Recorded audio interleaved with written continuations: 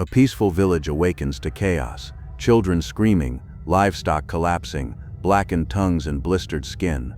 No war, no storm, just water. And at the heart of it all, a quiet woman watching from her window. She didn't act out of hatred. She didn't do it for revenge. She just wanted to know what would happen. The village of Eulenhafen sat at the edge of a thick forest where the trees bent like old men whispering secrets.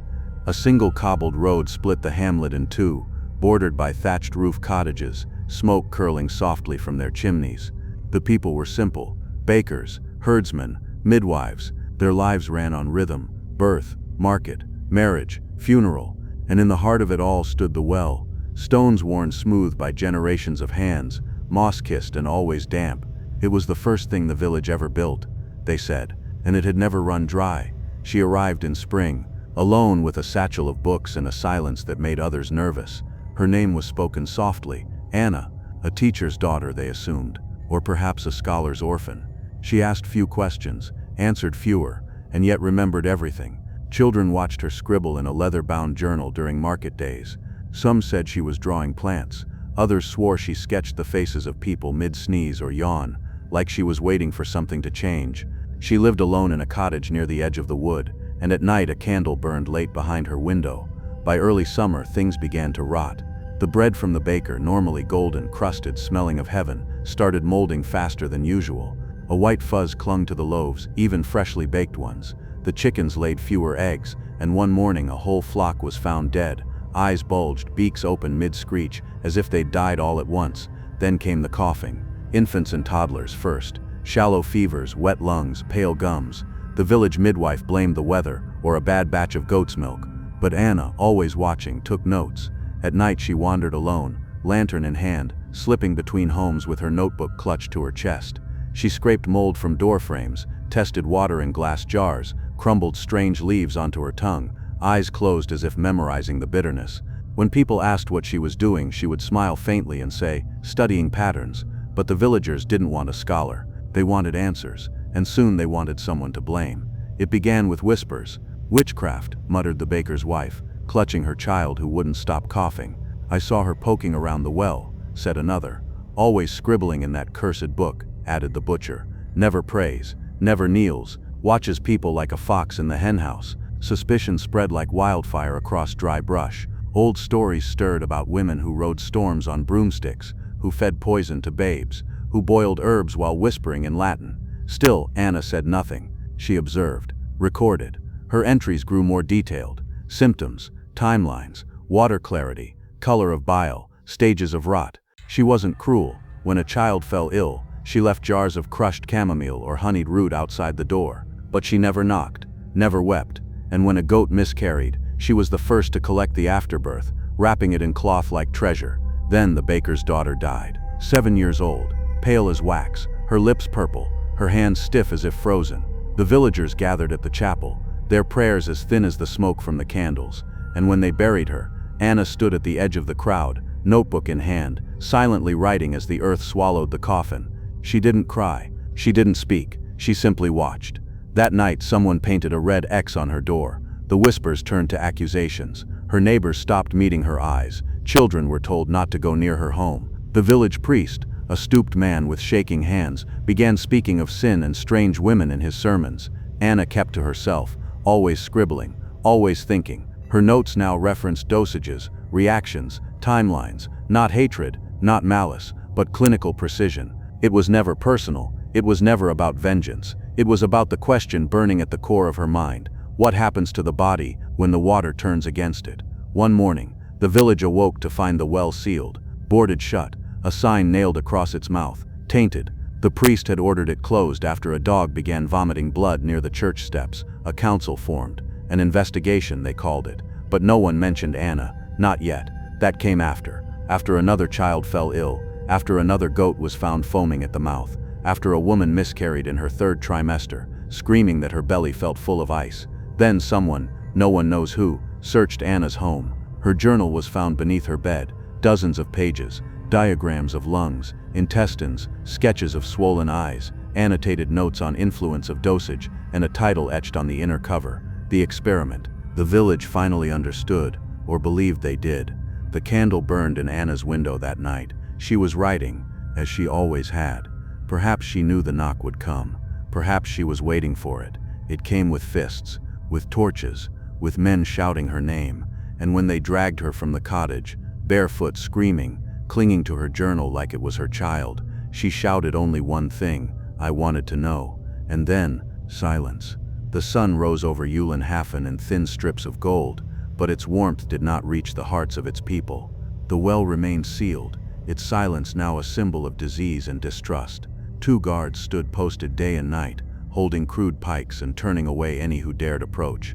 Water was drawn from distant springs now, fetched in barrels and blessed twice before use. The villagers no longer greeted each other with smiles.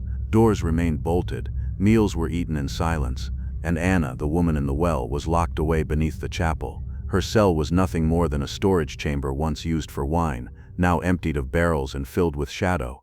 Rats skittered over her feet, her hands were bound, her mouth gagged. They brought her bread and water, though not from the well, and always under guard, yet her eyes stayed calm, unblinking, as though this too were part of her observation. The investigation began not with clarity but chaos.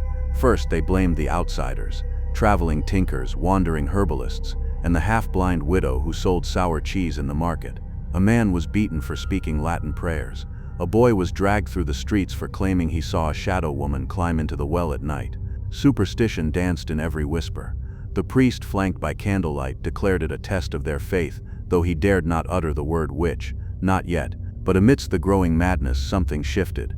Anna began to speak, not in defiance, not with rage, but with empathy. She asked the guards if their wives were well. She remembered the names of their children. She asked questions, always questions about symptoms, patterns, what day the cough had started. When the midwife's husband collapsed with fever, Anna offered advice from the cell: boil the water, mix in dried nettle and bark, sleep him on his side. He survived. Word spread. Soon some villagers began to visit her in secret. They came at night, with flasks of strange liquids, bloody cloths and desperate questions, and she answered, always gently, always carefully. She never asked for payment, only for details. When did the fever start? What color was the bile? Was the water cloudy or clear? To them she became a healer, a quiet, haunted one, but a healer nonetheless. They began to question if maybe, just maybe, she was not the cause, but the cure. Still, not all were fooled. There was one who watched closely, a former monk turned herbalist, thin, with dark ringed eyes and hands stained from crushing roots. He had once trained in a city library, long before plague and poverty sent him back to this forgotten village. He listened to her words, yes, but he also listened to the silence between them. He knew the language of obsession. He had seen it in scholars who pressed frogs until they burst, just to study their lungs. He followed the trail no one else dared to. Late one evening, while Anna was locked below, he crept into her abandoned home. The walls still smelled of ash and dried herbs. He found broken glass on the floor. A journal was missing from its hiding place, but tucked in the floorboards, wrapped in cloth, was a second book, smaller, torn in places, not meant for eyes. This one was not filled with remedies. It was filled with trials, page after page, clinical, cold, precise. There were diagrams of the human body, lungs in cross-section, bloated bellies, tongues protruding, sketches of children's eyes clouded with death, calculations, ink-stained madness wrapped in the disguise of intelligence. No remorse, no prayer, only results. And then, the map, a crude layout of the village well, arrows pointing to where roots could be introduced, notes on how long poison took to reach certain homes. Wind favors southern flow, best to dose late evening. He dropped the book. That night the villagers gathered at the chapel, summoned by the priest and the herbalist both. Torches lit the dark like fireflies possessed. The herbalist held the book high and spoke the words that sealed her fate. She wasn't healing, she was testing us. The crowd turned. Those she had helped now looked upon her with horror, as if her hands had touched their children with poison instead of balm. Anna was dragged from her cell, no longer calm, no longer silent. Her voice cracked, shrieking not for mercy, but for understanding. You wanted answers, she screamed. You prayed for a cure but gave no knowledge. I gave my mind, my eyes, my hands. I wrote it all down. I can show you what's coming next. But they did not want prophecy. They wanted punishment. As she thrashed against her captors, her journal was thrown into the fire, its pages curled like dying leaves, the ink sizzling into smoke. Yet her eyes never left the flames, not in sorrow, but in calculation. She was taken to the square, bound to the old whipping post where generations ago thieves had been flogged. The villagers spat at her feet. Mothers wailed. Children clutched their fathers, eyes wide. A man in the crowd muttered, "She's not human, she's something else." And as Anna stared back at them, bloodied, bruised, yet smiling faintly, it was hard to disagree. She didn't scream. As they shackled her to the cold bench inside the stone hall, torchlight flickering against her pale face, the woman stared forward like she was observing a specimen, not enduring judgment. The inquisitor leaned in, expecting trembling lips or a desperate plea, but she met his eyes and asked softly, "Do you want to know how I measured the dosage?" That was her confession, not weeping or denial, but cold, methodical explanation. She told them how she'd begun with mold on stale bread, how the humidity played a role in decay, how the fish turned quicker than the lamb. She described watching the infants first, how long it took them to cough, then wail, then fall silent. Some she helped recover, administering herbs and poultices. Others she simply noted the time. It was an experiment, she said, a cycle of observation and result. And there, in that courtroom filled with bloodthirsty townsfolk and horrified elders, the woman gave no defense. They tortured her not for confession, she'd already admitted everything, but for revenge. Iron thumbscrews crushed her joints. She did not beg. Hot coals pressed against her skin. She only asked, "Did you burn the notebooks?" When they read her pages aloud, lists of symptoms, careful charts, ink diagrams of the body, some wept, others called her a demon in flesh. The priest declared she had bartered with Satan for unnatural knowledge, but the herbalist, pale and trembling, whispered that she knew more than the whole village combined, and that frightened them more than any devil. The sentence was debated. Boiling alive, some said. Others wanted her limbs torn with horses. A child's father demanded fire. But it was an old woman, a midwife whose own grandchild had died, who proposed it. Make her drink her own poison. Let her taste what she gave our children. And so it was decided. They led her to the same well she had once drawn water from, the same stone ring where children once played and where whispers now lingered. A wooden cup was dipped into its depths, dark, heavy, and foul. The crowd encircled her. No one dared meet her gaze, except the priest. She took the cup with both hands, and smiled.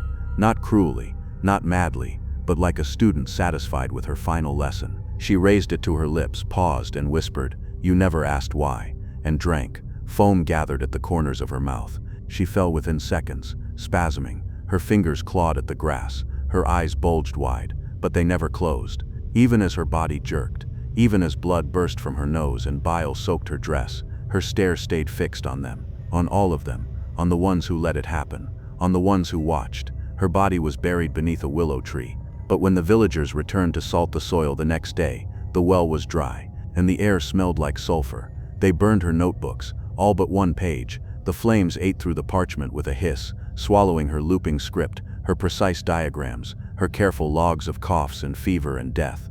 The priest himself fed the fire, though his hands trembled as he did.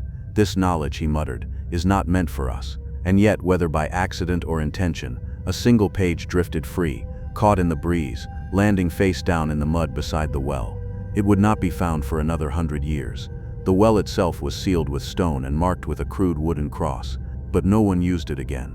The water turned bitter, even when tested weeks later. Cattle refused to approach. Children wept if brought near. Some claimed it was cursed. Others that the poison still lingered in the veins of the earth. One farmer swore his wife heard the woman's voice whispering from beneath the stones, counting. The village withered. The sickness did not return, but something else spread. Fear. Quiet, creeping fear. People moved away. Homes were abandoned. Doors were nailed shut with broken branches and prayers. The well remained untouched, and though her body had been buried far from the square, beneath a willow tree beyond the fields, no grass grew above her grave. The roots twisted upward instead of down, as if the earth itself refused her rest.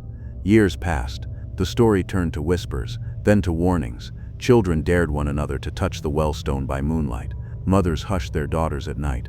Do not speak to strangers near the stream. And in time her name was forgotten, erased from records, stricken from memory. But the page remained.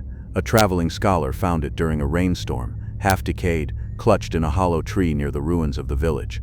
On it were sketches of lungs, measurements of breath, notations of fever cycles across seasons. The handwriting was meticulous, and on the bottom corner, a sentence written in Latin: "Truth does not require mercy." The scholar published it. Historians debated. Was she a witch or a primitive scientist? A killer or a mind born centuries too soon? Some claimed she proved how dangerous knowledge could be in the wrong hands. Others argued she was a martyr of reason, condemned by ignorance, but no one agreed on her name. The village records had long since rotted, her trial transcripts lost in fire, her burial unmarked. Only the legend remained. In one version, she was an angel of death, sent to punish the arrogant. In another, she was a healer, betrayed by the very people she tried to save. And in the oldest stories, told only in whispers near dying fires, she still walks at night, barefoot, with eyes wide open, searching for her page. The cracked well remains. Moss now grows over its lip. The woods have swallowed the square. But under a full moon, if the wind is low and the fog still, travelers say you can hear the faintest echo, not of a scream but of a voice, soft, female, counting again. 1, 2, 3. The final lesson never ended. The experiment was never complete. Centuries later, similar patterns emerge across Europe. Water poisonings, mysterious women, missing towns. Is she a lone case, or part of something darker? Some stories fade, others rot in silence. This one still stinks of death.